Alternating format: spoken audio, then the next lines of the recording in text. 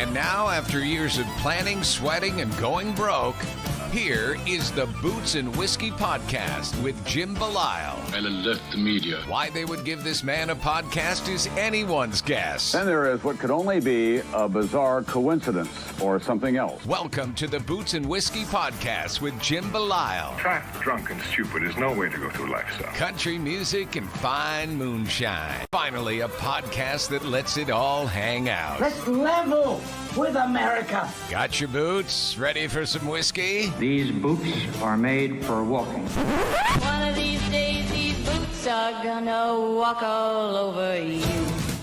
And now, the Boots and Whiskey Podcast with Jim Belisle. Hey everyone, Jim here, Boots and Whiskey Podcast. Welcome back to another episode of the show.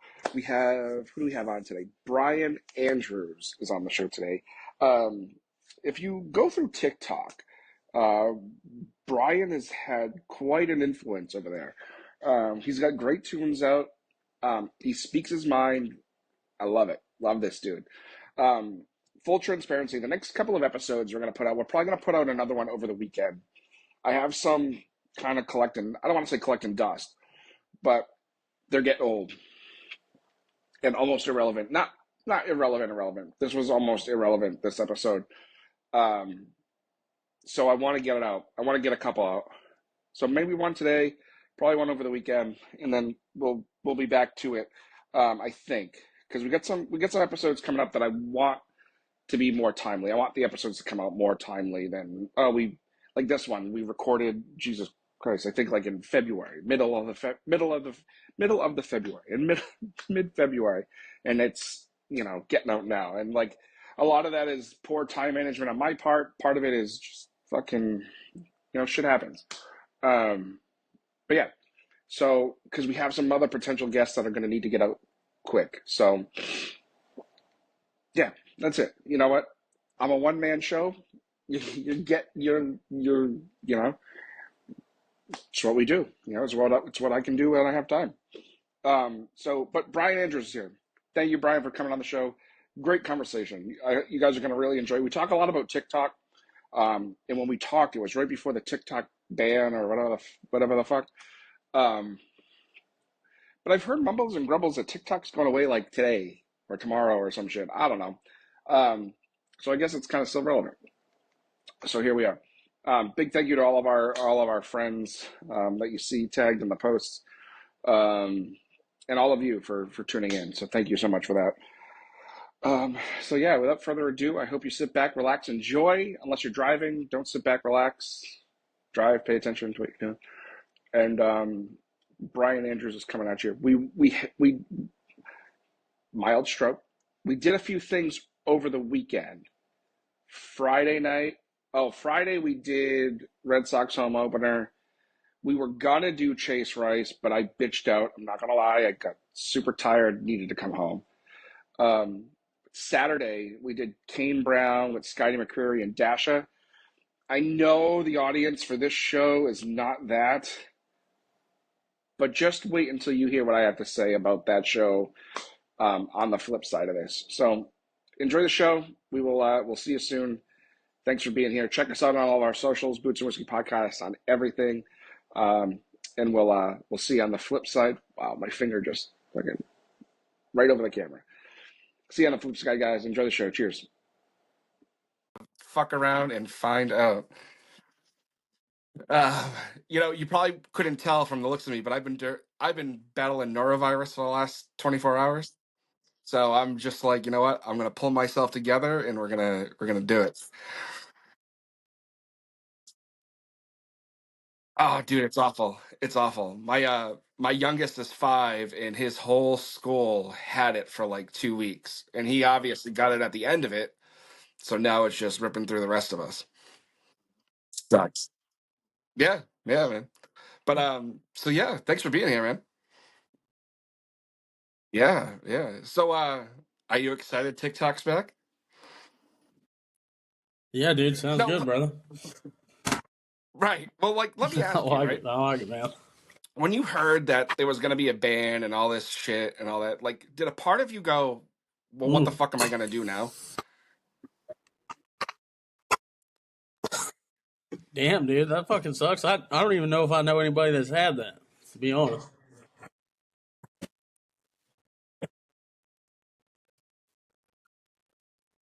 Oh, yeah. Well, that ain't worth a damn, buddy. Yeah, no problem. Thanks for asking me, buddy. Oh, I'm fucking pumped, dude. Obviously, if you couldn't tell. Right. Right.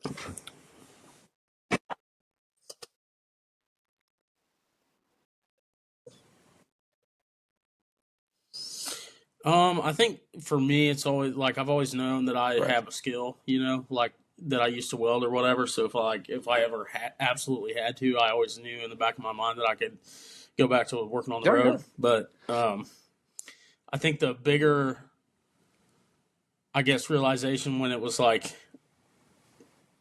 passed, Yeah. like when the Yeah. law was passed in Congress, that Because realization that I day was was loving like, the videos you were putting up, like the days leading into maybe I won't be able to make what as we're much talking or last make the Sunday music and get and it like out there just as much as I just spilling can it all. now. It was awesome. And like So that was everybody what, else was doing it too. Because at like, that point, really like what do you get to pissed me lose? off in the beginning, and then I was like, well, this has to go through every branch of the government. There's no way, because I mean, to me, at a very basic level, social media is tied directly to your freedom of speech. So I don't know.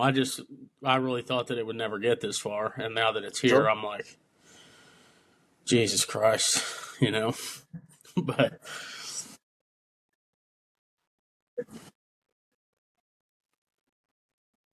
Right. Right.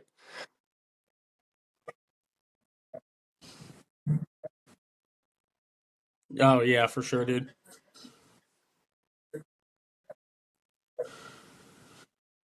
Right. Yeah, I mean, I think like, and if anybody tells you otherwise, they're fucking lying to you. But I think that like as influencers, or not just but like musicians, and stuff, we always try to like.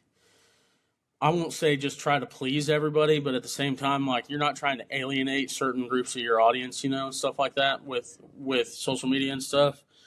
But like with the TikTok ban coming, like for me, that was my biggest platform. So if I was going to piss anybody off, that was the time to do it.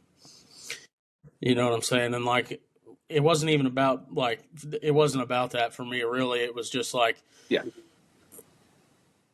let's actually have a candid conversation about what's actually happening, because I feel like a lot of people. And I'm not saying they have their heads stuck in the sand, but I mean, I was like this too before social media. Before you get to where you see different people all the time, Sunday afternoon, like get to see how different cultures are, especially within the United States and stuff like that. You kind of like, have go a refresh TikTok right now. just, and I guess, closed-minded. I was like, you're full of shit. Feeling like, no, I've been trying all day. Like you don't know how wow. this affects me or whatever, and you kind of just go along with whatever. In this case, whatever the federal government says, and so like the whole, national security risk narrative was a huge problem for me, considering all the problems that we have in this country, anyways. And it was just wild to me that this was public enemy number one for politicians. So.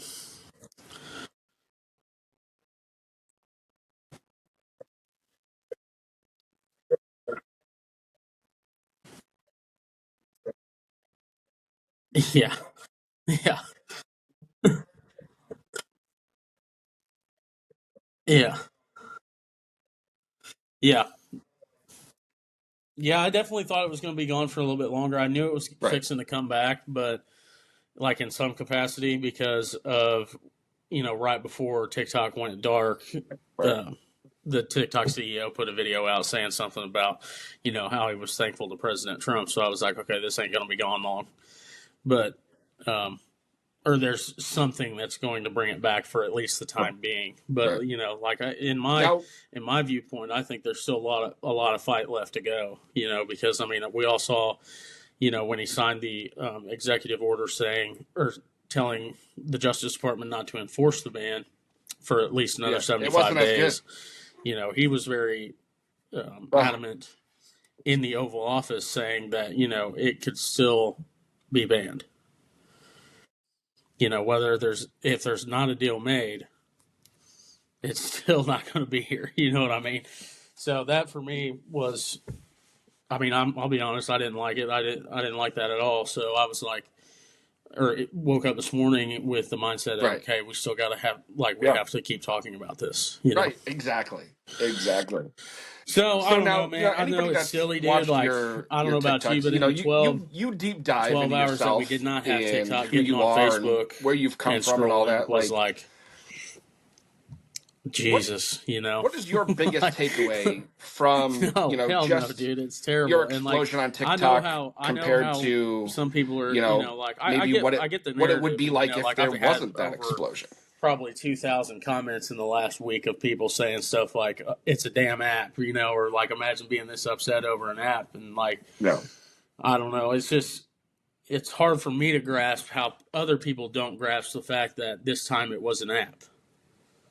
Next time it fucking won't be. So.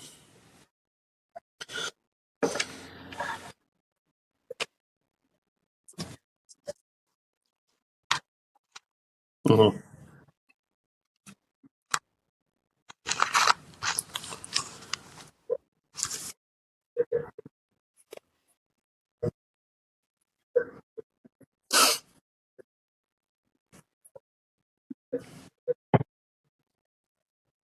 Yeah, I think my biggest takeaway is that TikTok is a platform like no other, so you have to treat it as such. Right.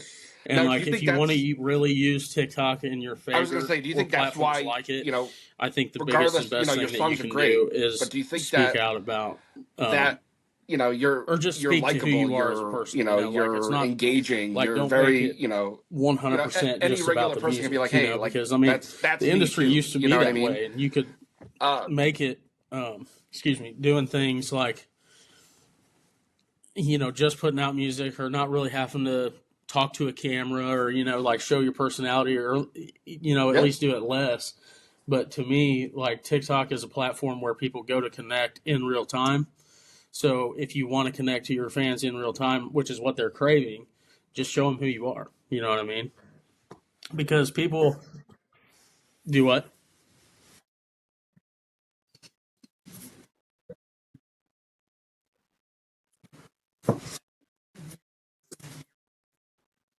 Yeah.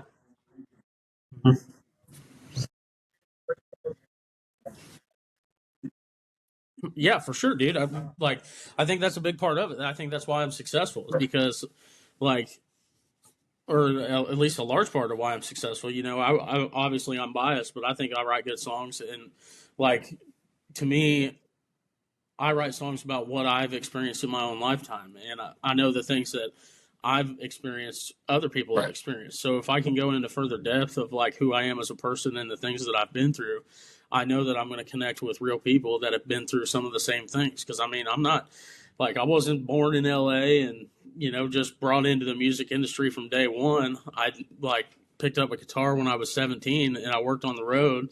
And before that, or even to this day, I still live in my hometown, which is a very small town, and I'm damn proud to be from here and still live here. You know what I mean? When you're playing out, how's the music scene? I think that's the most. You always hear the stories of people is oh, they forgot where they came from, or even, and you're never going to get away from it. Was what I'm saying, but at the same time, some people really do get up and get out. You know what I mean? And I don't know. I just hold a lot of pride from my hometown because they helped shape who I am as a person. And now, obviously, that's I feel like when people relate to me, they don't just relate to me. They relate to my story, who I am, and the people who raised me and shaped me to be the way that I am now. You know what I mean? So I feel like in a way, they relate to my hometown. And I'm proud of that. You know what I mean? Absolutely.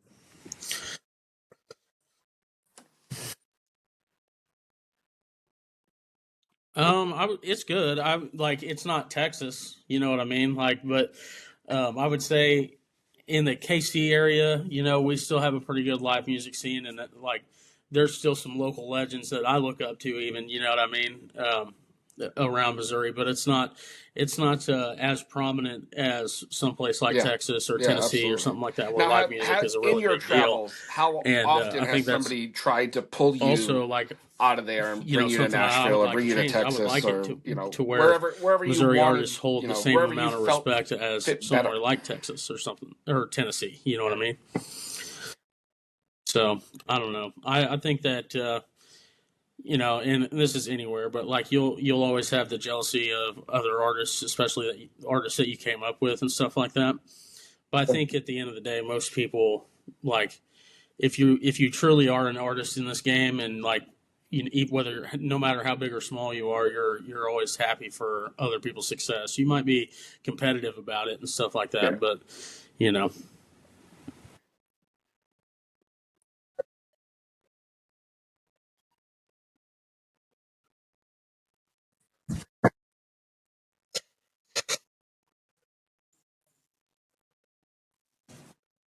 Right. So I mean, like when I first started, it's not that like I inherently hate Nashville, or anything like that. It's just that I just when I first started, it didn't feel like home, and I didn't really, because I don't feel like that I'm necessarily. I'm very small town, and I don't like cities very much, anyways. But at the same time, like it's a fit in type of thing, and for me, like.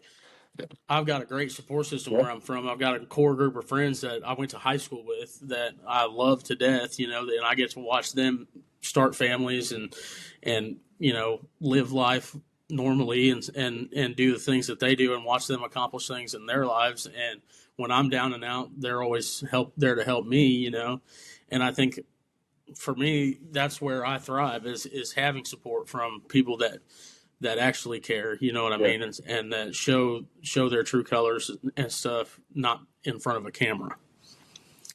You know what I'm saying? And I think that's where, like, for Nash, it feels like at least in my point of view, it feels like a hit factory, basically. You know what I'm saying? And like, so it wasn't. It wasn't. It's not that I hate Nashville. I still work with people in Nashville. One of my producer that does a lot of my music lives in Nashville, and I love him to death. And I have a lot of other artist friends that live in Nashville that I love to death.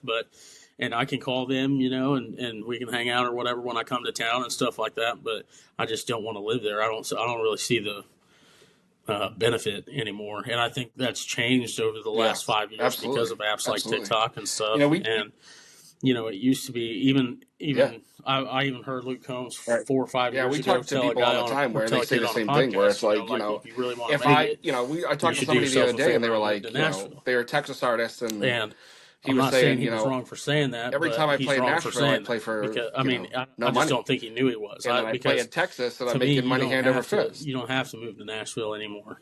Like.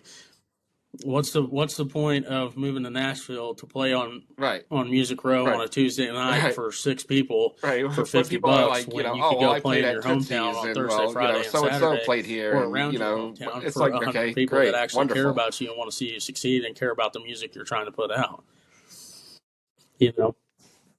And you can still do the social media stuff just like you would in Nash. You know what I mean?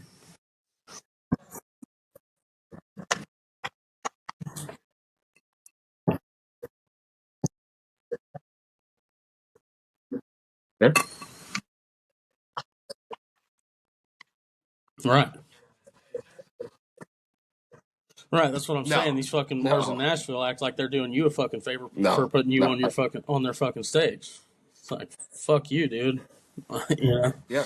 And like even we saw it, what was it, last year or the year before or whatever, when, it was all made public about all the bars on Broadway and how they paid or didn't pay or cool. It's just all this shit, like, and the contracts and all that. It's like, why would you even want to put yourself in that situation?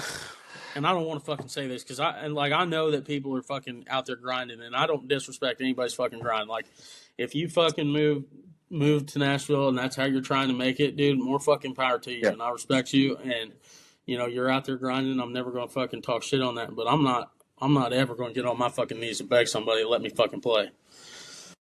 You know what I mean? So And I'm not going to let venues treat me like that. You know what I mean? So.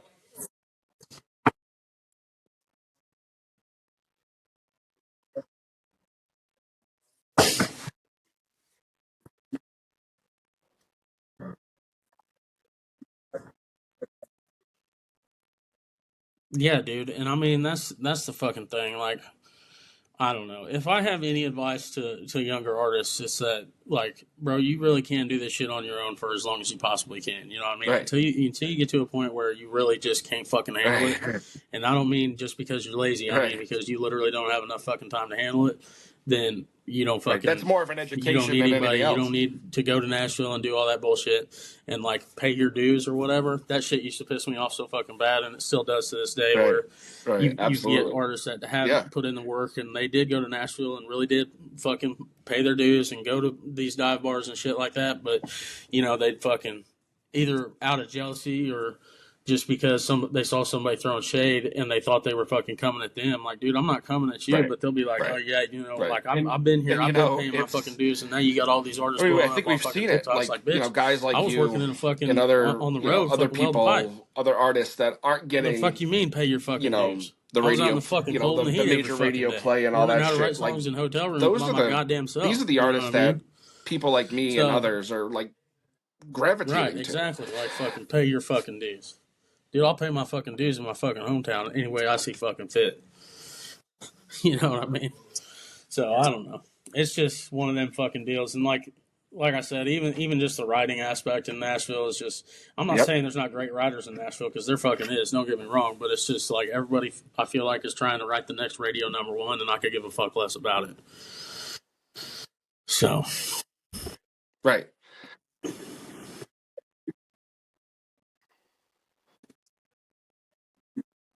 Right. Yep.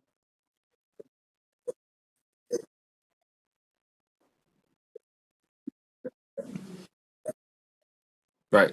Right. And that's that's kind of why we do this show the way we do it. Because it's like it's not only that, anybody that's listening to this, all these artists who don't play the fucking game the Orthodox way or whatever, you fucking they'll hear your story and how you are, and then they'll go back and listen to the music and be like, all right, well that why you actually relate to them. For me at least, it connects the dots a little more. When you're just listening to fucking radio artists, like, I'm not saying that some of those songs aren't good songs, but like past the song, how do you relate to them?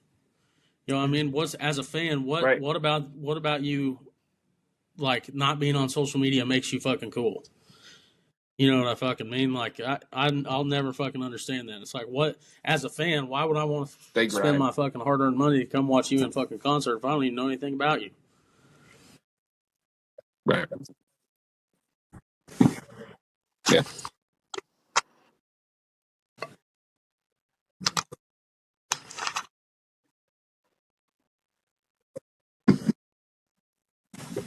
Yeah. So my ADHD is kicking in real bad, and I wanted to ask you this when you first said it. You find out who somebody is, and then you go back and this is a true ADHD moment. Oh, that's why he writes the way he writes, or that's why he acts the way he acts. You know what I mean? So I don't know. And like I said, I'm not throwing shade at Nash or anything like that, and definitely not Texas or anything. I respect the fuck out of Texas artists, because them motherfuckers, they grind from fucking the day they turn 16 or 17 and they actually want to do music. They fucking out there, grinding. But now what about like these other places that like do like, I don't want to say imitation, but like they'll use dues argument and shit like that. Whatever sauce from like from I said, the I area. work with my motherfucking It's still hands. not the same. So.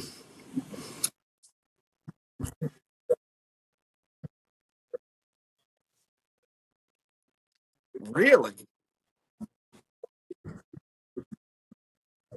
Bro, I don't know if it's just the sauce. I don't even really think it is the fucking sauce. And listen, I've had good barbecue in other places, but like all around, overall, fucking barbecue. Yeah. Kansas City barbecue beats everywhere else. We actually have a barbecue place right down the street from where I am. It's the best barbecue you ever had in your fucking life. Their food is fantastic, right? But I've noticed this with that. I'm not picking on them in case Dave's listening, but everywhere that does barbecue is so fucking expensive. No, it really ain't, dude.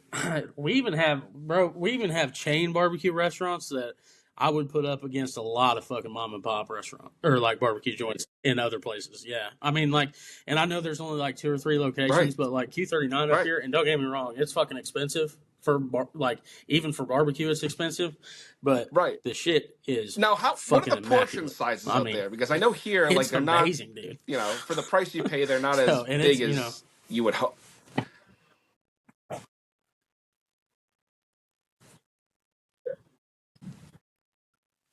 Mm-hmm.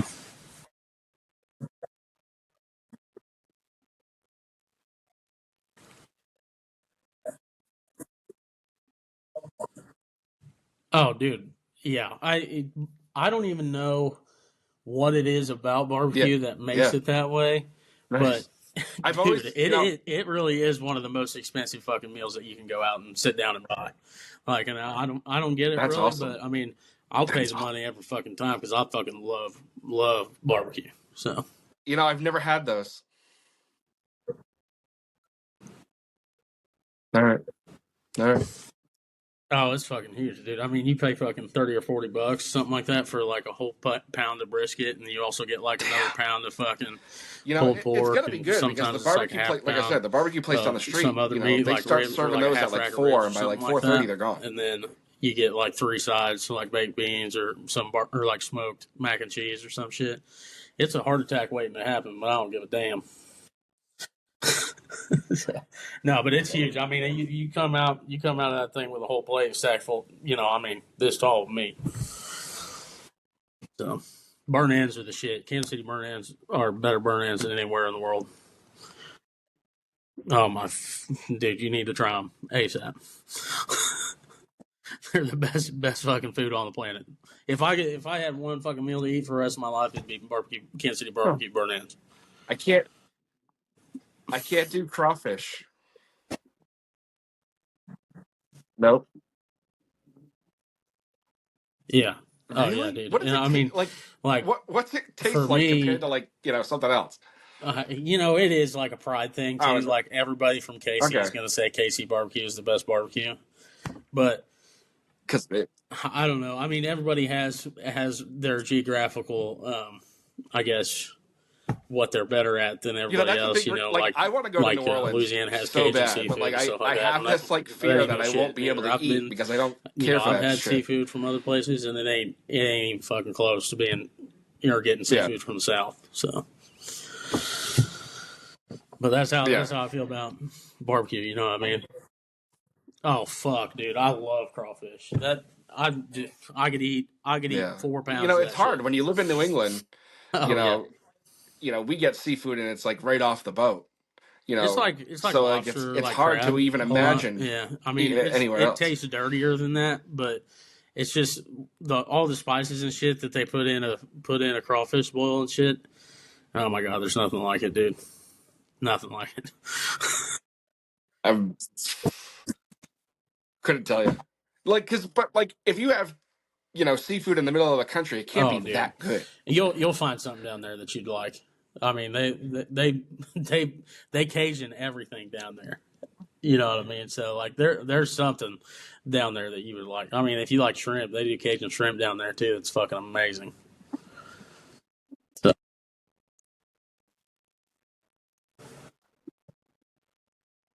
Yeah. Yeah, I will say, like, I've never, had like northeastern seafood either. So I guess I don't know. Technically, I guess if Cajun seafood is better than that, KC? But I mean,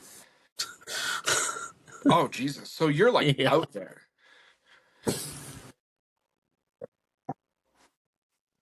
Yeah, no, I mean, like, it's not like it would, it is in the South, you know what I mean? And even you can even tell that in because a lot of people do backyard boils and stuff like that.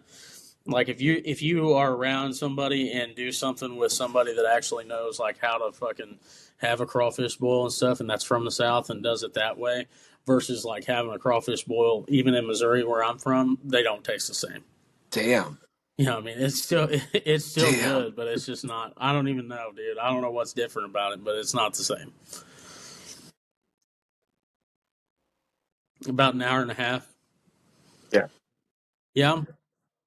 Yeah. I mean, it's like in I live in Carroll County, and in that entire county, there's like 4 or 5 towns, and Carrollton is the biggest one, and that's where I'm from, and that's where I live, and it's got 3,000 people. I think there's let's see, in Carroll County, there's Carrollton, Bosworth, Norbert, Hale, and like Bogart and Mandyville, and the biggest town outside of Carrollton is like 700.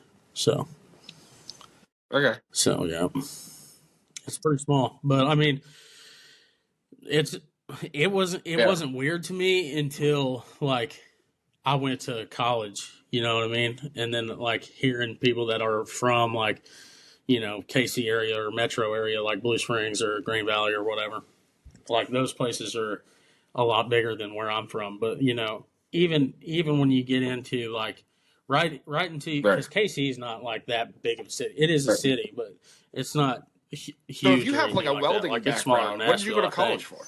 And I don't know. It's pretty country until you get to like, nice. I would say probably 15 minutes outside of downtown KC. And once or 15 to 20 minutes, and then once you get in there, it's you're in a city. But even the bigger towns like outside of Kansas City, like Green Valley and Oak Grove, like I think those populations are like 8,000 or 9,000. So not that big, but I mean, like I said, I didn't think it was weird till I went to college, because when I was growing up and shit, this was as big as it was. Like everywhere's small. Every town is a small town. You know what I'm saying? So, I went to school for music. My dad's a band director and my mom's a choir director. And I went to the University of Central Missouri. I was a music major there, and I hated going to fucking class, and I was also drinking and doing a lot of fucking drugs at the time. So, just going through shit in my life, you know what I mean? Like, I think just transitioning from being a kid to trying to be somewhat of an adult is a hard transition or whatever. So for me, I found, some rough things or whatever, and it just spiraled out of control. But, I went to school for music and hated it, but I stuck it out for like 2.5 years. And then some of my buddies were working on the road welding at the time that I went to high school with, and I was seeing how much money they were making. And I was like, damn, I wonder if I could do something like that. So I asked my buddy Trevor about it, and he's like, yeah, you just go to welding school. And I was like, yeah, but I don't know how to weld. And he's like, what do you think you're going to welding school for? And all them guys had taken welding classes in high school and stuff like that to at least learn the basics of it. And I didn't even think I could do it. But then I ended up saying, fuck it, dude, I'm going to go to school, because I was tired of fucking paying money and not making any. I mean, at the time when I was in college, I was working for $8.50 an hour at washing dishes at a restaurant. And I was like, this fucking sucks. Don't get me wrong, I loved my boss and shit there, but it was fucking not it, dude. I hated it. So, went to welding school, and it's like, I went to MWI, actually, Missouri Welding Institute, best welding school in the country, and started working on the road and did it for 4 or 5 years and called her quits to do music full time. About a year after downloading TikTok is when I quit my job, and haven't looked back, really. I mean, there was definitely some tough times. And I think that's where people come from the, get a job aspect of TikTok getting banned, is that, like nobody wants to get up and go to work for 12 hours a day and then get on the internet and see people crying about losing an internet job, because it's not, it's not kosher, or, it's not normal or whatever. But I don't know. For me, it was more than just an app, because I wasn't just a creator. No, posting videos this, every day. This I was brand trying to get my music out there, on your hat thing. And yeah, because didn't you and your dad? I think if I saw right, you and your dad decided to do that. in my mind, the most important thing of writing music is writing music for the fans and for people for fans that aren't even your fans yet, just for everyday people that are struggling, trying to go through life, and that's the point I'm trying to get across to people is that, like, dude, like, yeah. And I mean, obviously, like, I don't want to go back to work, but if I have to go back to work on the road to be able to write songs and be able to get them out there and stuff like that, then no problem. Sign me the fuck up.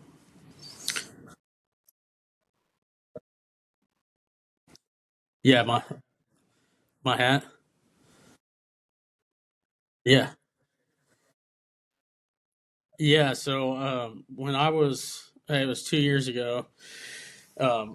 This logo is actually like modeled after a buck that I shot and never found, and we started calling him our nickname for him was Ghost, and he got away, and he was like the biggest buck that I had ever seen with my own eyes or whatever, and he's just a magnificent deer, and I shot him.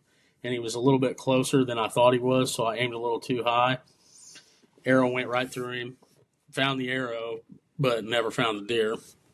And we looked for probably a week with every tool possible to try to find this animal and never found him. So, guessing he didn't die, and I never saw him again. But, it ate me up and ate me up and ate me up. And I just, like, when I started on TikTok, I always wanted to do something with the outdoors, And I think for me it was like, well, let's just try to get some kind of what do you want to do with brand it going. And my dad was always he's about to retire, do other things and from teaching.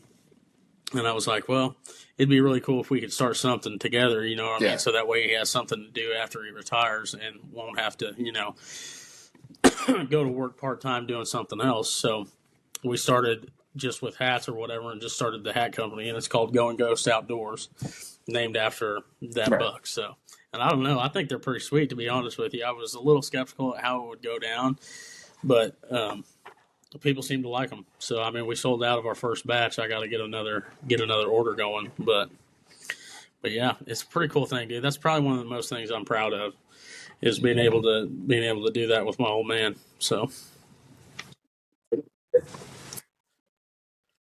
yeah, that's I awesome. think for me, that's awesome. I want to do with all of your success like that you've had on social media and through your music then just kind and of all see that, where it goes from there. I'd love to start making cold gear. Is any for this is going to like sound hunting season probably and fucked up, stuff but is like anybody that. surprised? And I mean, there's nothing innovative about it. You know what I mean? It's just a hat brand or just a apparel company. You know what I mean? So there's no.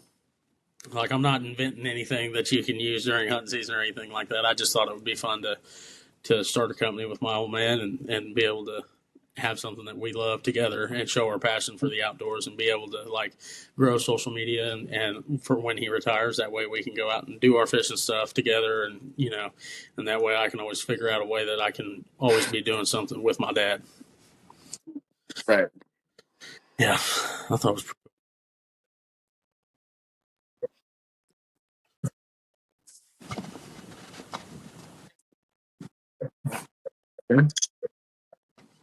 I think I'm surprised. I think almost everybody's surprised, to be honest with you. Like, I think that, like, I was having this conversation with somebody the other day, actually. If you'd have told me 6 years ago that, I'd be doing music full time and starting a hat company with my dad and, like, being able to go across the world and affect this many people, in the world and stuff like that, I would have been like, no fucking way.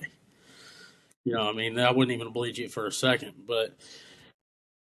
and there is a lot of times where the life I live does feel like a dream. Now, when you were making those I think it's important videos, just to, in those, in the always days think prior, about and put the did people anybody first on who your put team me go, here. Brian, You know what I'm saying? So, but yeah, it's definitely surprising, dude. Like, I was, and sometimes you stop and think about it. Like, when I was making that, I guess, farewell video on TikTok the other day, right before it went dark or whatever, I went back and I found my very first video I ever posted and put it in that video, and I was watching it and I was just like, fuck, dude, like, how it's crazy how long ago that was, but also like how short time ago that that really was, and like, and just seeing how much I've grown as a person and as an artist, and stuff like that. It's really really cool. Right.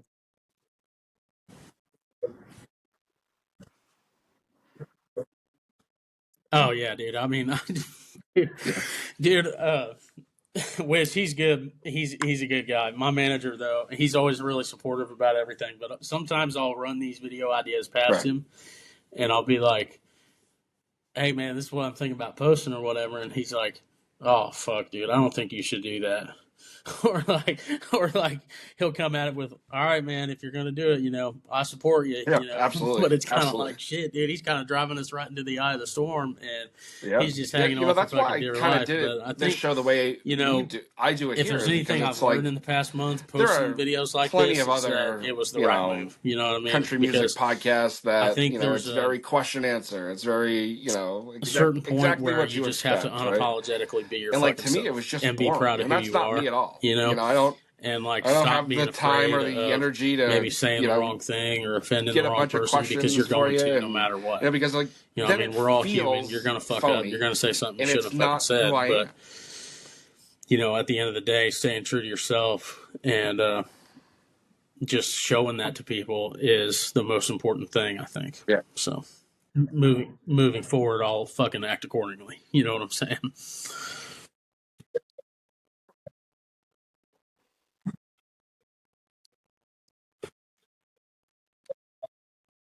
Right. Yeah.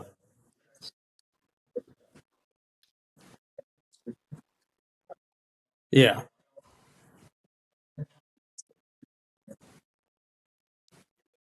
Right.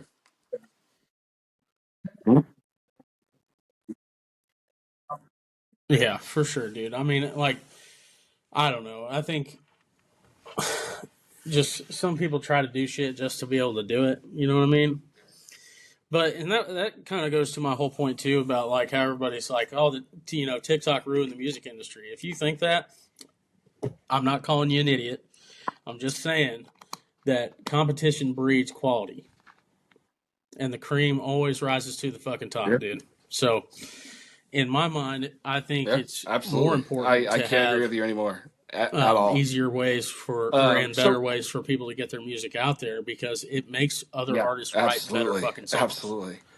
Now, you know what I fucking mean? So it makes it to where every artist is always working on their craft and always figuring out the best way to say things or be able to relate to people or, stuff like that. So I don't know. I think it's extremely important for not only, every industry like the music industry and stuff like that to have apps like TikTok, but I think it's extremely important for just the American public in general to always be able to speak clearly and be able to communicate with each other in new and innovative ways because that is your first God-given American right. Yep. Yeah. And I think you should be fucking scared that people are trying to take that away. You know what I mean? Yep.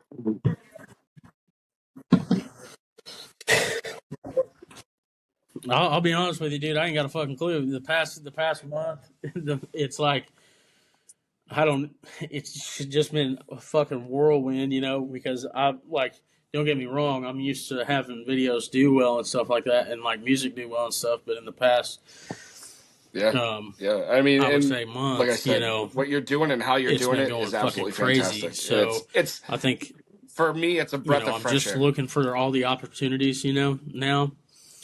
And seeing what comes my way and what I think would best fit who I am and my brand and what would best deliver the message that I'm trying to deliver, and whether that be hopefully whether that's a tour, or like doing more and more podcasts and being able to speak out on different people's platforms and stuff like that and really just use my own platform to utilize, how I feel about things and current events and being able to spread my music and stuff like that. That's the most important thing to me right now and just being ready for the opportunities when they come.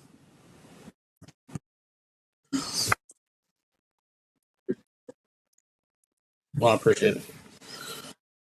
Right. Yeah, I think like that's the thing. A lot of artists it just goes are to show that you're doing it the right way. And I think even labels and stuff are pushing their artists to be more outspoken and like, you know, be authentically themselves and stuff like that. And I think that's a good thing because it's you know, I think a lot of artists are kind of at least not scared, I would say, to post stuff like that, but just like, what's the point, you know, or like, or even sometimes if it's a pride thing, I love what like you're I'm doing. an artist, not a creator, I hope you keep doing not it. an influencer, I hope or whatever. you keep kicking ass. But for me, and being successful, like, man, because it was never people like you that deserve thing. it the most. I don't give a shit if somebody comes up to me and is like, "Oh, dude, you're that singer from TikTok, or you're that guy from TikTok." Like, who cares if it helps get across the message that I'm trying to get across? Then who gives a shit where they see me? You know, so right, yeah, and like I said, I think it's a good thing that labels are pushing their artists to be more outspoken and stuff that because and you know, like I said, it shows who you are as a person, you know, you're likable, that's how you get really good fans, and how you actually end up way. making a difference in people's life. You know, so, but yeah, man.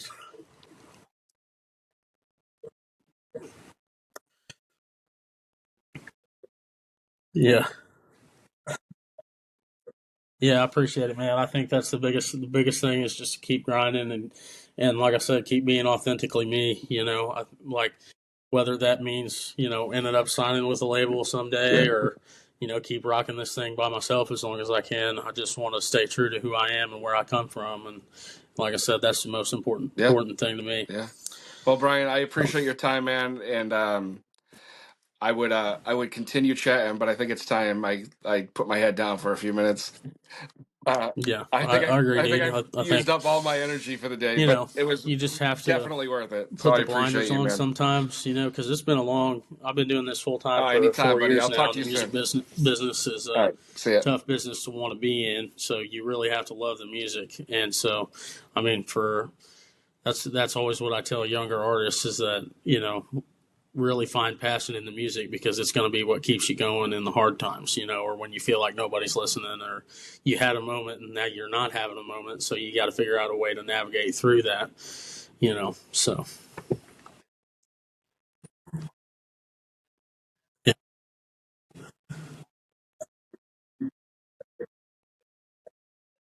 yeah, go take you a nap, brother.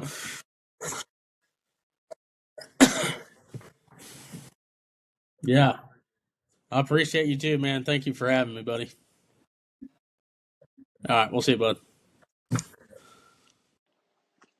Well, there you have it. Our conversation with Bryan Andrews. Again, Bryan, thank you so much for your time and waiting all this time for this to come out. I really, you know, from the bottom of my heart, appreciate it. Go check Bryan out. His shit is great. His stuff is really, really good. Great songwriting, great storytelling. And I just love the way he's doing it. You know, honest, direct, like it's awesome to see.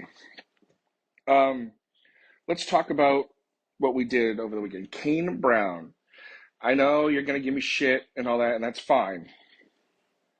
But I was going for Scotty McCreery to start off, okay? Because I love Scotty McCreery. I don't care what anybody says about him. I don't care about American Idol. I don't give a shit about anything else. Love that dude. Love his voice. Love his songs. Whatever. Puts on a hell of a show. What surprised me the most was Dasha.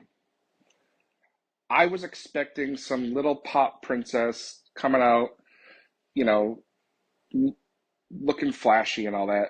And like she did, don't get me wrong. Like she's absolutely gorgeous young lady.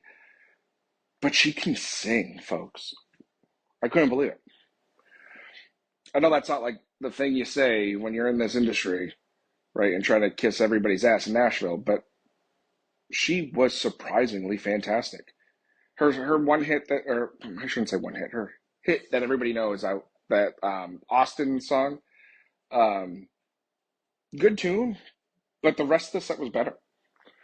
And then Scotty came out, just fucking blew. I could have laughed after Scotty McCreery. I can't say anything. Nothing surprised me. What did surprise me was Kane Brown.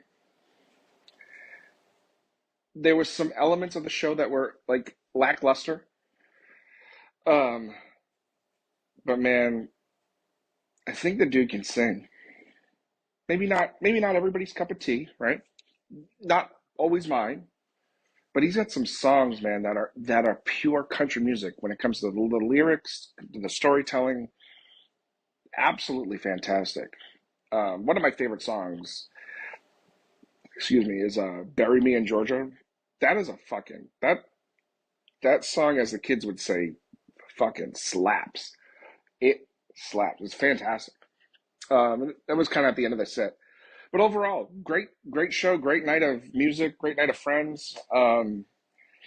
Was Providence at the AMP or the Civic Center or whatever the hell it is? I hate that. Can I just small tangent? I can't stand that shit. Like, keep your name, pay whatever the fuck the money is, and just keep it that way. Like growing up, it was a Providence Civic Center. What's wrong with that? Tells you where you are. It's great. And then after that, it was like the Dunkin' Donuts Center. And now it's like the Amica Mutual Pavilion, or like, why do we gotta be fancy? Why do Fenway Park has had the same name for 125 fucking years, or 108, 15 years, whatever. Why can't we just do that? I don't know. Rant over. Stupid, Jim. Whatever. But yeah, good time. If you've never been to Providence, the AMP is a great place to see a show. It really was. They've recently renovated a lot of it. It was gorgeous. It was very, very nice. Yeah, that's it, man. I don't think we have a show this weekend coming up. I might have to find one. I don't know what to do. I don't think I've had a weekend without a concert in a month and a half? If not more? We gotta see what's coming up. I'm almost uncomfortable. We might have to fix that, or I might not survive the weekend. I don't know what to do.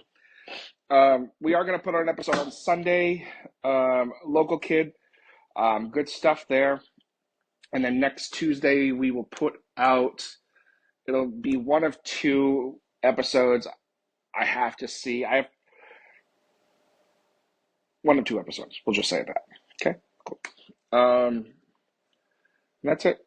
That's it, guys. Thank you for coming in. Thanks for tuning in. Whatever, guys. It's late. I'm tired. I want to go to bed. I want to go home. It's been a long fucking day here at Boots and Whiskey Podcast. But yeah, so thank you for everybody that reached out today. I greatly, greatly appreciate you. Or yesterday, or whenever you're seeing this Tuesday, so yesterday means the world to me. So we'll until next time, guys, keep those boots on the ground and the whiskey in the glass, and we'll see you on down the road. Cheers, guys.